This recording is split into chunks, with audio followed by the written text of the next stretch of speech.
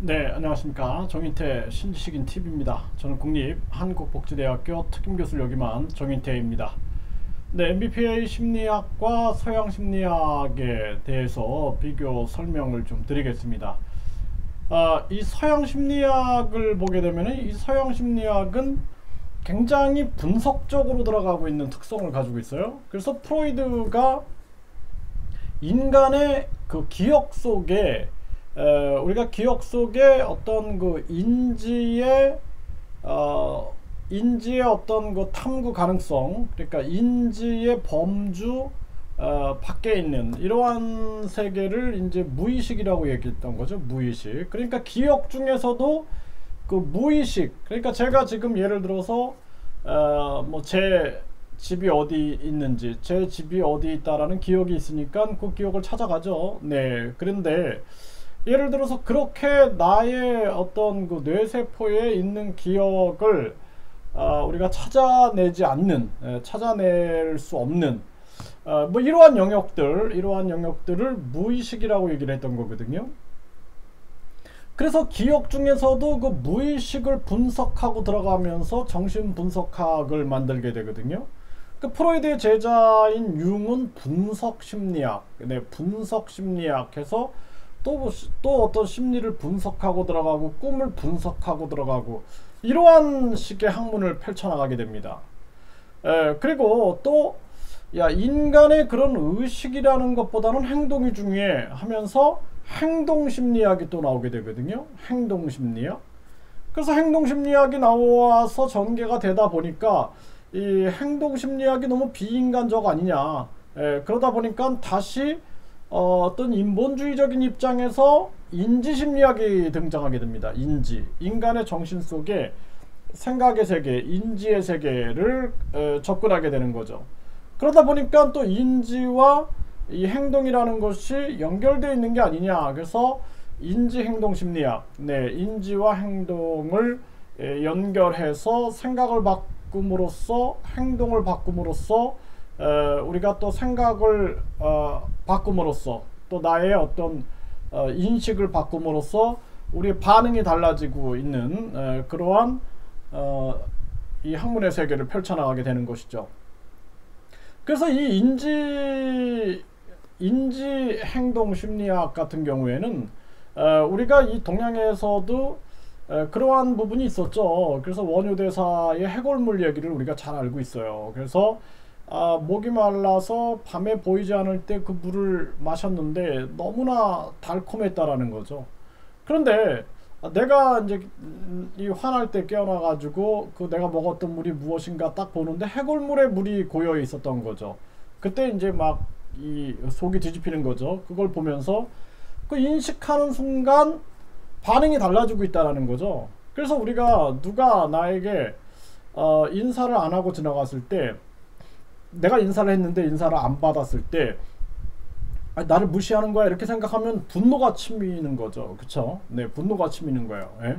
그런데 저 사람 나를 못 봤나? 그럼 괜찮아요. 그러면은 그냥 뭐 별로 그 생각 뭐 감정이 별로 일어나지 않죠. 그런데 저 사람이 의도적으로 나를 열받게 하기 위해서 저렇게 하는가 하면은 이제 싸움이 일어날 수도 있어요. 그쵸? 그래서 우리가 어떻게 인식하느냐에 따라서 우리의 어떤 감정이 달라진다라는 거예요. 왜냐하면은 인간의 인식 후에 감정이 일어나거든요. 그래서 우리가 저기 길을 가다가 저기 있는 사람이 누군지 모를 때는 감정이 일어나지 않는데 내 어머니야 라고 딱 인식하는 순간 어머니에 대한 뭐 반가운 감정이라든지 따뜻한 감정이라든지 이런 게 딱 느껴진단 말이에요.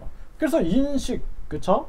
또는 이 자동적으로 전개되고 있는 인간의 사고, 이 자동이라기보다는 사고의 속도가 굉장히 빠른 거예요. 네, 그래서 뇌세포들이 연결될 때 1000분의 1초, 그러니까 0.001초, 그러니까 0.001초의 뇌세포가 연결되기 때문에 우리가 인식을 직관적으로, 직관이라는 게 있죠. 직관과 직감이라는 게 있는데 이것을 우리가 인식을 못하는 듯하지만 인간의 이 정신 속에서는 또 전개가 되고 있는 것이죠. 네, 이런 것들을 어떤 그 자동화된 사고다 이러한 측면으로 보게 되는데, 그래서 서양의 심리학은 끊임없이 이렇게 모든 것을 끊어놓고 생각했던 부분들이 굉장히 많은 거예요.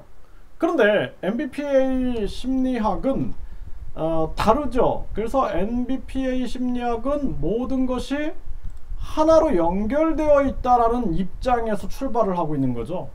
그러니까 인간의 M, 마인드, 정신이죠. B, 브레인, 뇌, P, 피지컬, 신체죠. 그래서 인간의 정신과 뇌와 신체는 이렇게 하나로 연결되어 있다라는 것을 보여주고 있는 거예요. 그러니까 서양의 심리학의 바탕이 돼가지고 많은 치료가 나오는데, 치료가 이 뭐 수백 가지가 넘어요. 셀 수 없을 정도. 뭐 예를 들어서 음악 치료, 미술 치료, 언어 치료, 행동 치료, 뭐 화해 치료, 뭐 이야기 치료, 계속 치료를 낳고 치료가 나오는데, 이 MBPA 과학은 이것을 다 융합하고 있는 거죠. 원리가 다 하나로 연결되어 있다라는 거예요. 그래서 감각 통합적인 측면은 신체로부터 뇌를 통하여 정신이 전개되는 이러한 세계 PBMA의 세계를 주로 다뤘던 것이고, 심리운동이라는 것은 정신으로부터 뇌를 통하여 신체로 전개했던 이러한 부분들을 주로 다뤘던 거예요. 심리운동이라는 측면들은. 체육은 그냥 신체를 다뤘던 거죠. 그렇죠? 또 뇌과학은 뇌만 다뤘죠. 네. 그리고 심리학은 이걸 분리해 가지고 이 보이지 않는 정신세계를 탐구했는데, 이제 뇌과학 시대에 더 이상 심리학은 뇌와 분리할 수 없는 단계가 돼버린 거죠. 그렇죠? 또 인간의 M3 인지, M1 기억, M2를 우리가 감각정신이나 감정 등으로 봤을 때 이 또한 떨어져 있는 것이 아니라 하나로 연결되어서 상호작용하고 있다는 것을 보여주고 있는 거예요. 그래서 인간의 정신과 뇌와 신체는 하나로 완벽하게 연결되어 있다는 입장에서 출발한 게 이 MBPA 과학인 겁니다. 저도 이제 제가 MBPA 과학을 창시를 했어요. MBPA 과학을 창시를 하면서 제가 우수 신지식인에 선정이 됐지만, 저는 제가 학문의 방향을 뭐 저도 이제 한국인이다 보니까 어쩔 수 없는 거잖아요. 그러다 보니까 대학원에서 서양 학문만을 배웠던 거예요. 서양 학문만을.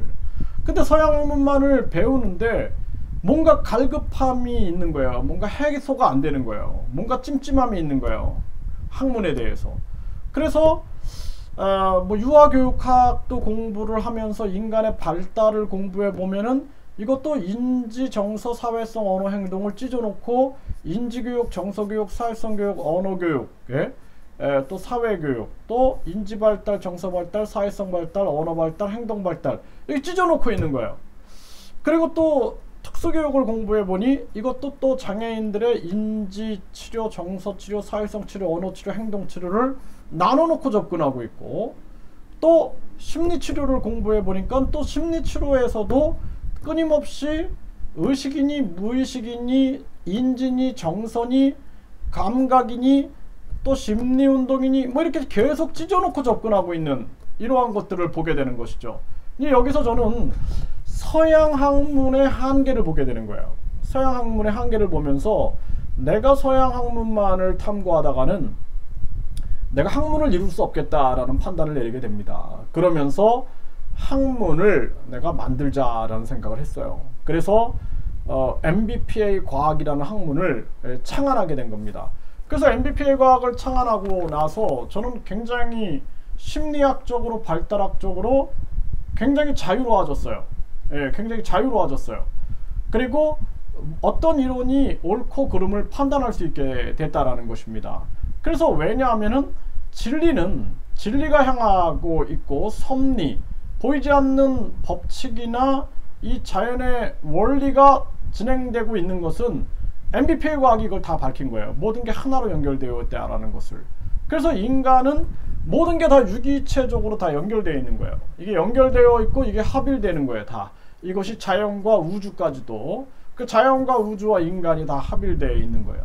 그리고 뿐만 아니라 인간이라는 존재가 이제 가정과 연결되죠.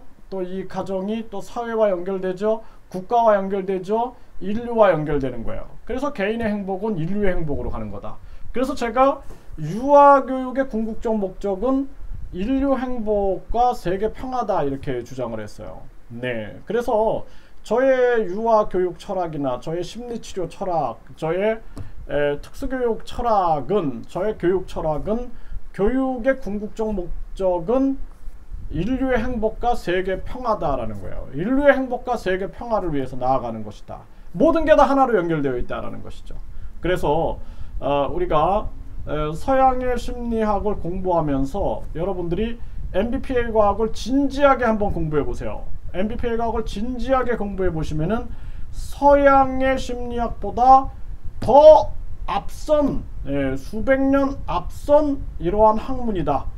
그게 가능하다라는 거예요.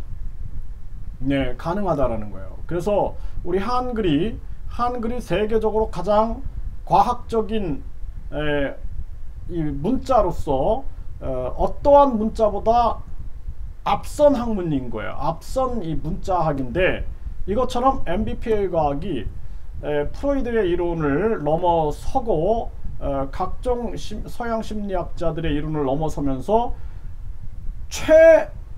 최첨단의 학문에 와 있다라는 것을 여러분들이 생각하게 되면은 아마 인식할 겁니다. 제가 24년부터 이런 강의를 했는데 그때 사람들이 좀 이해를 하지 못하는 거예요. 24년 전에는. 왜냐하면 대한민국이 그 무슨 개발도상국에서 무슨 그런 학문이 나올 수가 있겠어, 이런 편견을 가지고 있는 거예요.